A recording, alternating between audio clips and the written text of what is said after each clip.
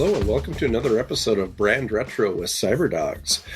Today we're talking with Marisa Jackels, who's she's a writer and she's actually part of the Cyberdogz team, and she's going to be interviewing and doing some questions to me on kind of the history of Cyberdogz, little backstory as to what we're all about, and then also kind of what we've done to kind of navigate what's going on with the COVID-19 pandemic. So welcome, Marisa.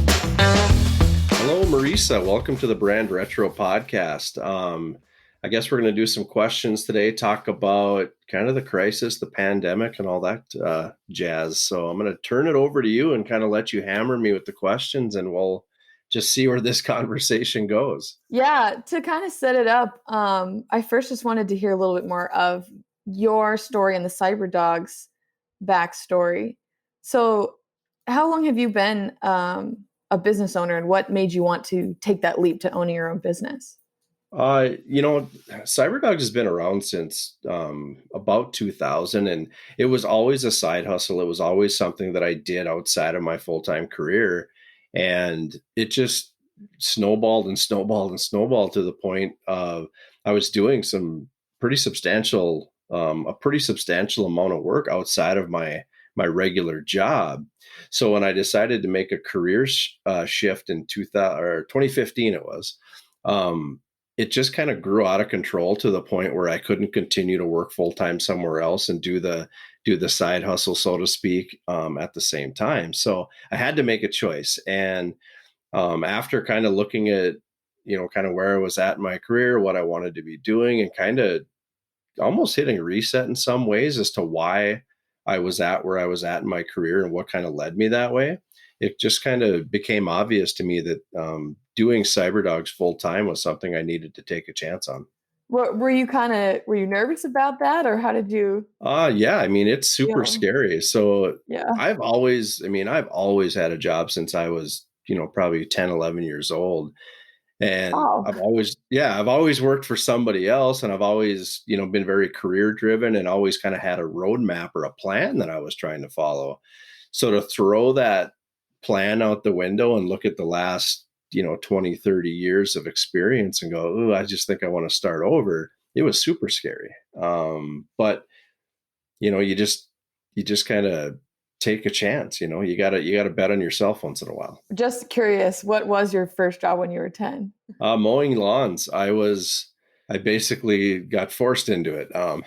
My dad dropped me off at, actually, long story short is that I had big plans of spending my summer with one of my best friends, and we were going to throw water balloons and shoot off fireworks and do all this different stuff. And basically on the first day of the summer break, so to speak, my dad rolled up in his pickup with a lawnmower in the back and said, "Get in." And I'm like, "Well, where are we going?" And he's like, "Doesn't matter, get in." So I got in. We drove about 5 houses down. We unloaded the gas, the lawnmower, the whole works. And he said, "Mow this yard. And when you're done with this one, mow that one. And when you're done with this one, mow that one." And all of a sudden, my whole summer was mapped out for me every week, just mowing these yards. And I really didn't want to do it because I wanted to just hang out and do nothing. But that's just the way it started. And I did that every summer thereafter. And yeah. That's that Midwestern work ethic. Yeah. It's kind of child labor now, but yeah. Yeah. So you mentioned kind of that sense of throwing everything out the window when you start a business. And to some extent, it seems like that's what's been happening recently with the crisis, with the pandemic going on. Just everyone having to be innovative, to rethink how they do things. How have you started to see some of that impact with Cyberdogz slowly unfolding? I think it happened really fast for people. I mean, it was on the news and stuff, and obviously it's not like we were blindsided by it because it gradually, took traction in the US and it took traction in our area and whatnot. But, kind of, I think it's normal for people to see it on the news and kind of think it's not going to hit their doorstep. And then when it does, then it really happens fast and it really snowballed fast. And then when the governor, in Minnesota, North Dakota, whatever, was starting to shut things down, and all of a sudden the mandated stay-at-home orders were going into effect. And I think most people were kind of left unprepared. So when it happened, I think I was just as unprepared as everybody else, but when it happened, it just, you kind of come back to the center of, okay, what do I need to do to keep everybody rolling? What do I need to do to make sure my business doesn't fail? What do I need to do to support my clients? And you just kind of, almost like you're checking your emergency bag, like you're Mhm. making sure you've got everything you need to survive. What would you say has been in tools in your emergency bag um, that have helped you stay stabilized through this process? Yeah. So I think there's like half of the toolbox, so to speak, that just fits with our model. It fits with the way we do things. So coincidentally, it just worked out. And some of those things are always just maintaining a perspective and a focus on the center of your brand, the why behind it, making sure that you have a plan of action and some contingencies. Like there's just parts of that that's always kind of part of the process for me. So that worked out pretty well. The stuff that was a surprise is that you got to deal with, not necessarily deal with, but you got to be able to react to the panic of the client and the panic of, what are we going to do? I want to press pause on everything. I'm scared. I don't want to spend any money. Everybody starts to freak out a little bit and they want to just stop everything, just to, they just want, I don't know if that gives them clarity or if it gives them some sense of peace that if I stop spending now, or if I stop doing what I'm doing, maybe it'll, reduce the amount of bleeding, so to speak, or whatever. But being prepared to have those discussions and to kind of talk the client off the ledge to some degree was a huge part of that, and making sure that they understood that I want to be smart and strategic, and I want to be thoughtful with the budget, all those different things. But here's where you can afford to press the brakes, and here's where you can't. So we have to keep doing some of these things, because sooner or later you're going to come out the other side of this thing, and you're going to have to be ready, and you're going to have to be ready to be strong. So there was a lot of that discussion going on, and a lot of, kind of contingencies going in. One of the things I've said since the beginning of this whole thing is to pivot, don't panic. I had one client who completely panicked, and I don't know where they're at now because I haven't talked to them in a few weeks, but they completely panicked and they shut everything off. All my other clients have been pretty good about, kind of keeping their foot on the gas and being nimble, trying to do some different things to keep everything rolling. Yeah, that's interesting. What was just because I feel like everyone kind of has a moment where they realized, oh, this is on your doorstep, like you were saying, this is big. That moment when you're like, I better call my clients and just check in. When was kind of that moment for you? And what were some of the first things that you did as a business owner? I think when some of the businesses were starting to shut down and some of those things started to happen, I stay in pretty close contact with my clients anyway. But when that stuff started to happen, I started to reach out to them with, at least a handful of initial ideas. I would reach out to them and say, hey, I know this just went in place. Let me tell you about the things that you don't have to worry about. These things are already going. They can continue to run as is. Here's the couple of things that I think we should shift on, or at least look at. And then the conversations just picked up from there on whether or not they wanted to go that route or if they had something else in mind. But it was kind of an exercise of, let's come at this strategically and have a good, sensible conversation about it.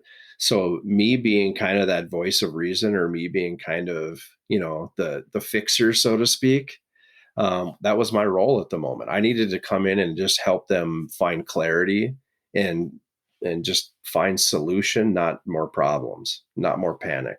Yeah, I like you mentioned in the notes, maintaining the zen of the clients. I think that's a Yep. good way Well, to put it. they look to you. If you're panicking, they're going to panic. So Mhm. they're kind of looking to me like, Mike, what are we going to do? And I'm like, relax, we'll figure it out. Here's what we can do. Here's what we can't do. Here's where we can adjust. Um, if I'm getting ahead of you, stop. But one of the things I've seen a lot of here in the last 4 to 6 weeks is people trying to reinvent. So they're trying to reinvent and launch, and they're trying to almost overcorrect what's going on with some kind of a product launch or new set of services, or it's just not the time. With all this going on, people are looking for, like, they want the same old, same old. They want comfort, they want confidence, they want dependability, they want whatever's perceived as normal. So adding layers to make sure you can deliver normal is kind of, in my opinion, kind of the way to go to try to launch new services, a new menu, whatever. If you're trying to just add something new, hoping that that's going to excite that customer to the point to help you survive, I think it's too much, because we're all freaking out a little bit, because we have to remember the customer.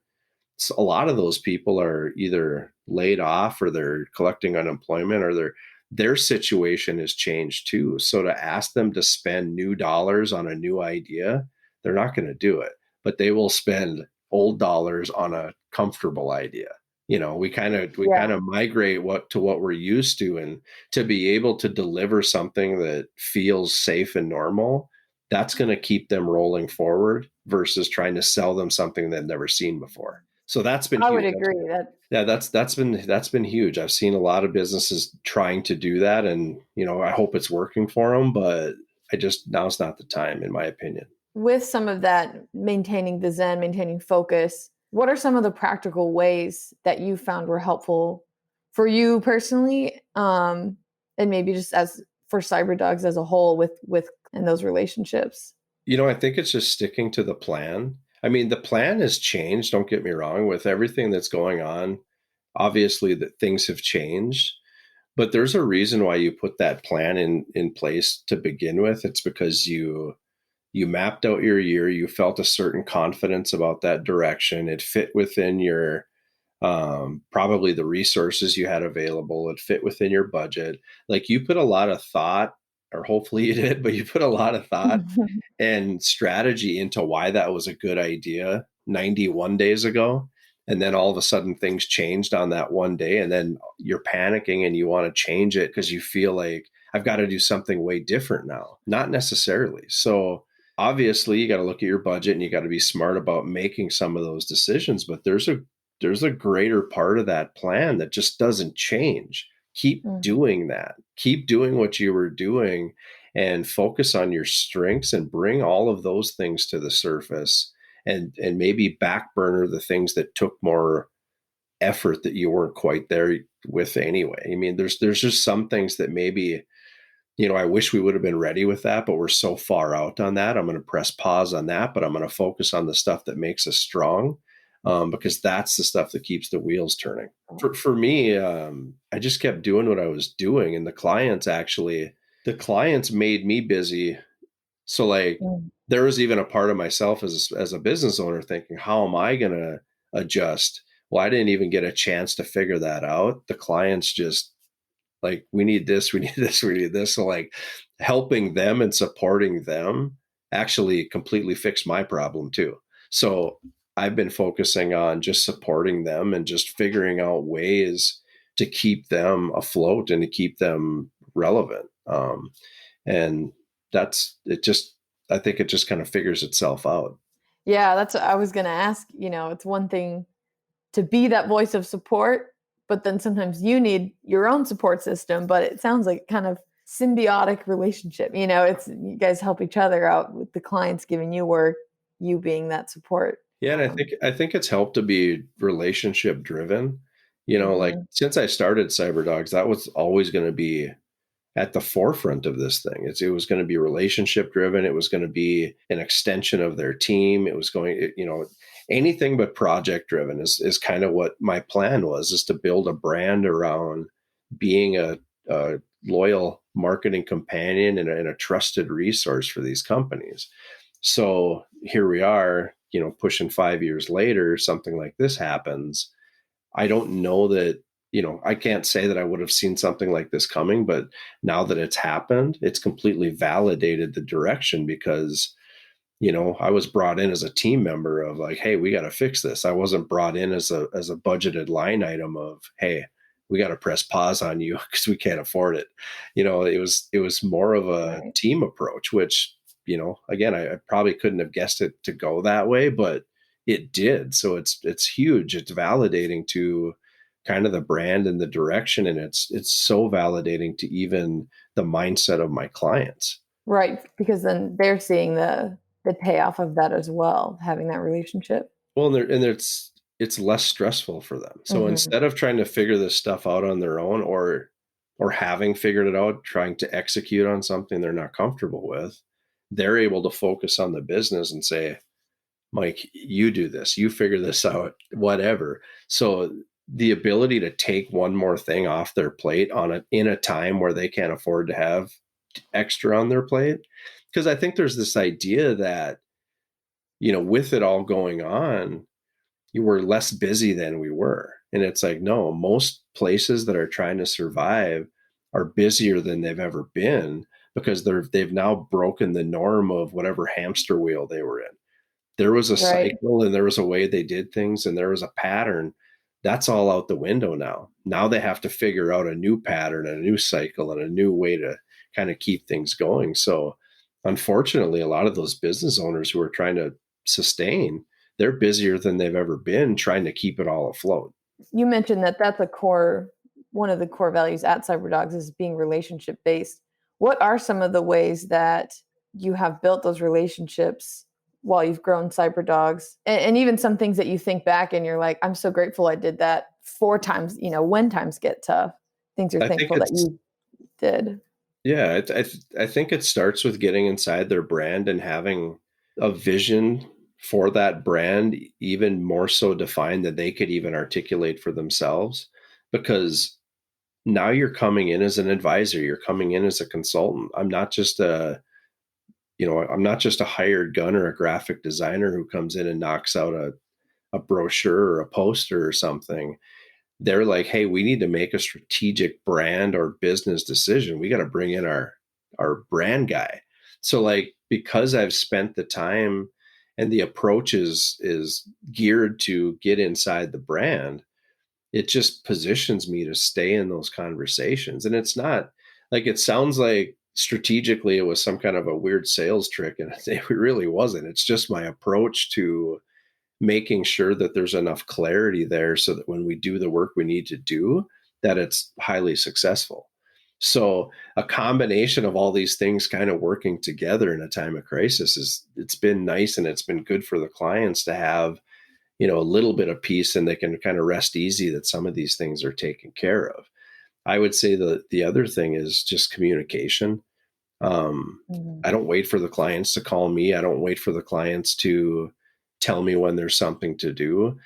There's a great part of what Cyberdogz does, or what I do, that's just, if it needs to be done, we just pick up the ball and run with it, and we do it, and we ask questions later.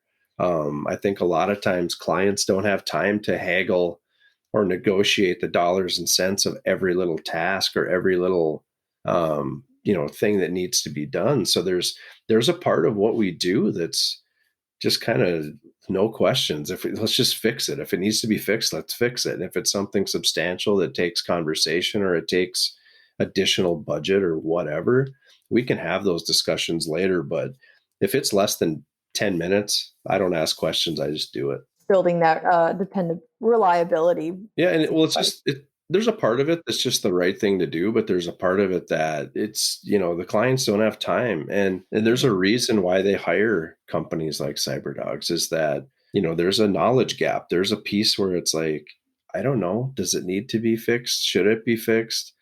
Is that something you would address? I mean, they want you to pick up the ball and make the decision. So we Mhm. do. And not that we don't keep them informed and have those discussions with them, but if it's critical to their business or for some reason is slowing them down in a time where they can't afford to be slowed down, Mhm. then there's no question. We just take care of it. Just do it. Just do it. Yeah. So thinking, I mean, that sounds awesome that you've been able to build those relationships, and it sounds like then that's been a force, a stabilizer amidst the craziness. If you had a chance to start this year over, what would you do differently, if anything? I think I would have expedited just the planning and preparedness process for some of these clients. Even for myself, you kind of plan for a rainy day, whether it be, cash flow or getting all your projects up to speed, or even just keeping your books straight, whatever. Just from a business owner perspective, you try to stay ahead of these kinds of things, but probably would have been more diligent on it. Maybe set some minimum requirements of not letting things get behind a 30-day window, or something that would kind of keep it manageable. Because I think the businesses that I've talked to, and even in my own business, when all this kind of started, you kind of come back to that place of, okay, where am I highly coordinated? Where am I up to speed? Where am I efficient? Where am I? You're looking at all these different kind of tools in your toolbox, and when you got to go back and play catch up on some of them, it's kind of a dark cloud. Like, oh no, I got to go back and get that up to speed, or I got to go back and get that current.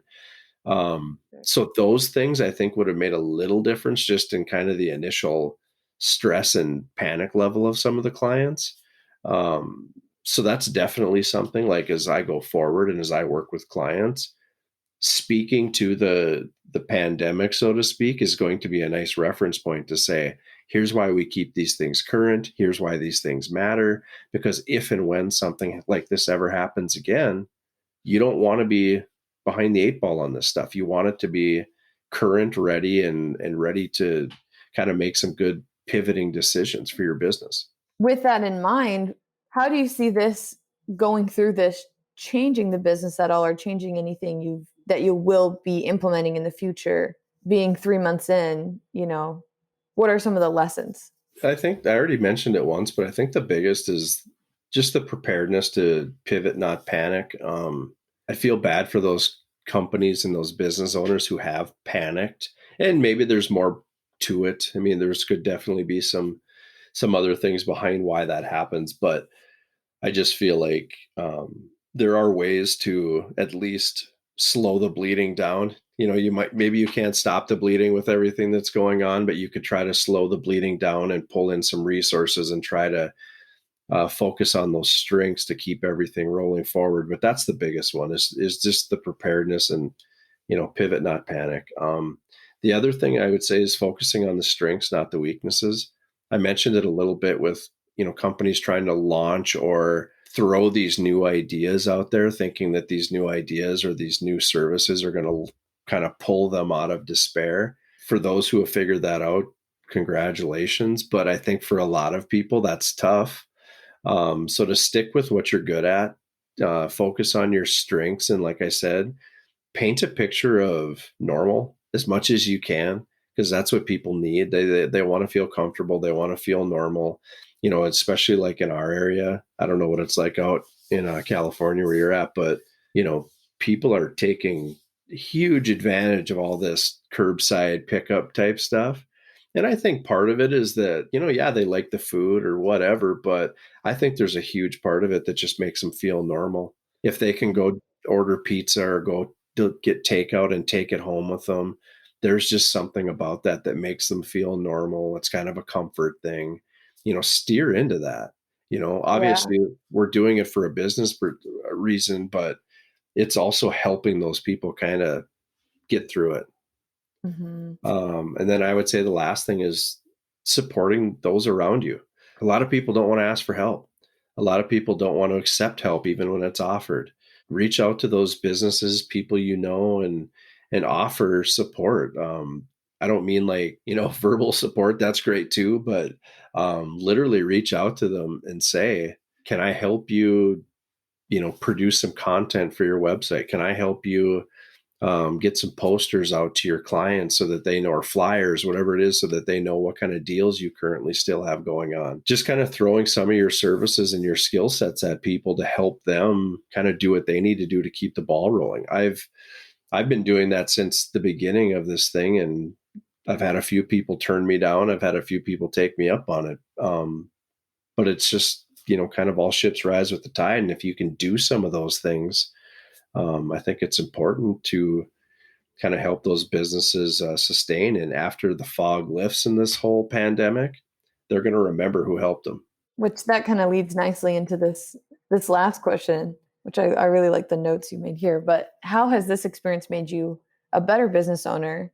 Has it made you a better business owner? And if so, how? Yeah, I think, being a business owner, being self-employed, however you want to say it, you carry a certain level of stress every day, whether it's when that next paycheck's going to show up, when this next project's going to land, how am I going to get from point A to point B?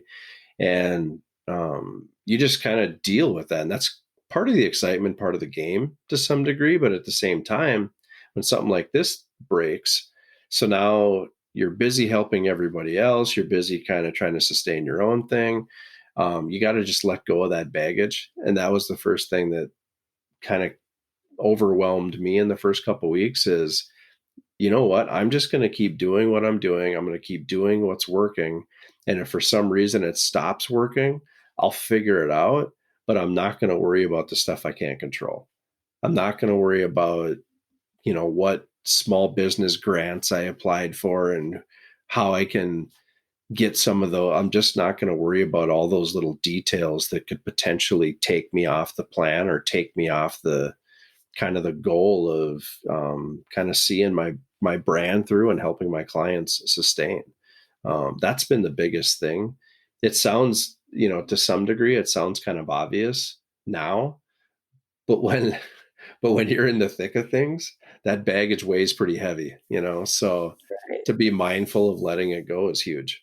Yeah, and if you can let go of that during a pandemic, then, think how that will be moving forward when there's not a crisis going on. But there will always be, crises will always come up Well, and as that's a business owner.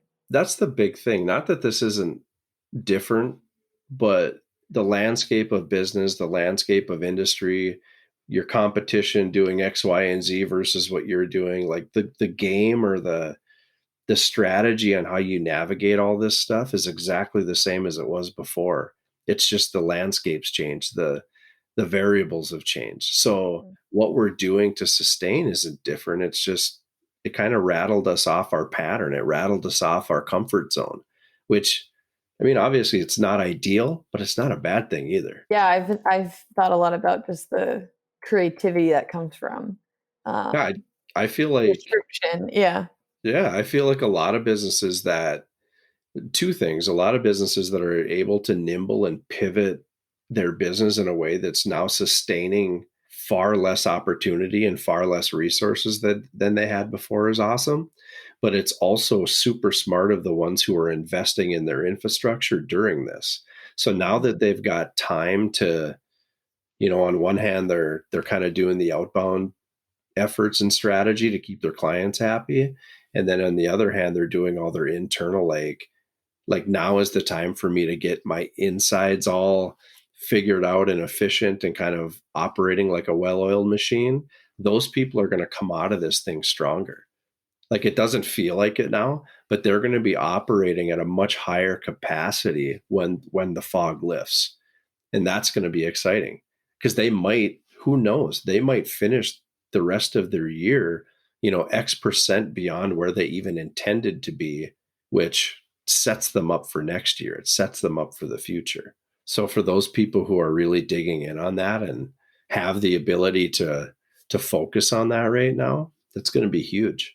Yeah, and it being in the digital marketing field, I think it's been cool too to see companies on social, just the way that digitally brands are really stepping up. And I think if you didn't have a digital presence now, it's like kicking into the next, the next wave of um, how people interact with your brand, Yep. which is And exciting as a digital content creator because it's like, yeah, do videos, do live, whatever. Yeah, and I think there's a couple schools of thought there too. That one is that I think people are feeling like, well, I don't want to spend money on digital advertising or whatever because I feel like that would be capitalizing or trying to take advantage of people in a downtime. Which, Mhm.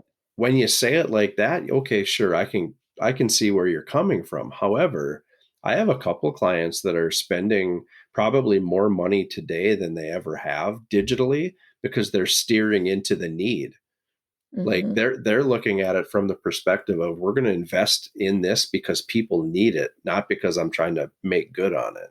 Right. And not only are they spending more, but they're getting twice the returns, which is now helping them sustain their business, keep their employees coming to work, so like it's all in how you look at it. And that's where I can't remember exactly what I said, but when we started this conversation, that's where, not getting bogged down by that mindset is going to be huge, because it's perspective and how you look at these things. Because investing in your business and continuing to grow it in a certain way could potentially be helping so many other people. Awesome. Well, anything I haven't asked that we should cover, or any other thoughts that you'd have on things you've learned in a pandemic as a business owner? No, I mean, we're all learning. I think it would be super interesting to kind of continue this conversation, maybe do a series of these, because this is just my perspective on what I picked up on or have learned throughout this.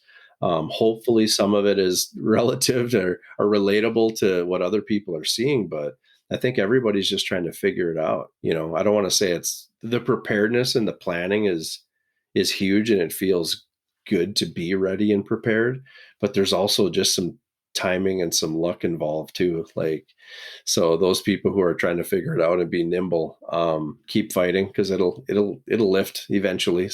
Yeah. So Yeah, I like your pivot, don't panic mentality. I think if get that mantra in your head to help stay focus on what you're good at. I think those are all good. Well, Real advice. one last thing on that is that most people are more prepared than they even realize, but once you panic it, and you watching what other people are doing and other people are shutting down, and you kind of got to just stay in your bubble for a little bit till you catch your breath and till the panic subsides and make your own decision. Yeah, that's what I got. So great. Thanks, Mike. Yeah, awesome. Well, thank you for the time, and we'll talk soon. Sounds good. Yeah, thanks again, Marisa, for coming on and for setting me up with the questions and kind of having a good conversation with me about all this. If you'd like to learn more about Cyberdogz and what's going on with myself and the marketing world, check us out at cyberdogzmarketing.com.